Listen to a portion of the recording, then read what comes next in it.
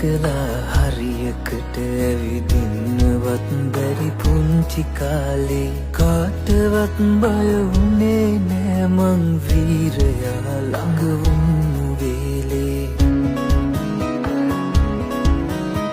පේරි ගැහිලා කුඹියන්ටත් මාවතී ඇවිදින්න ඉඩදී කුඩු හදනා කුරුල්ලන්සේ නිදහසේ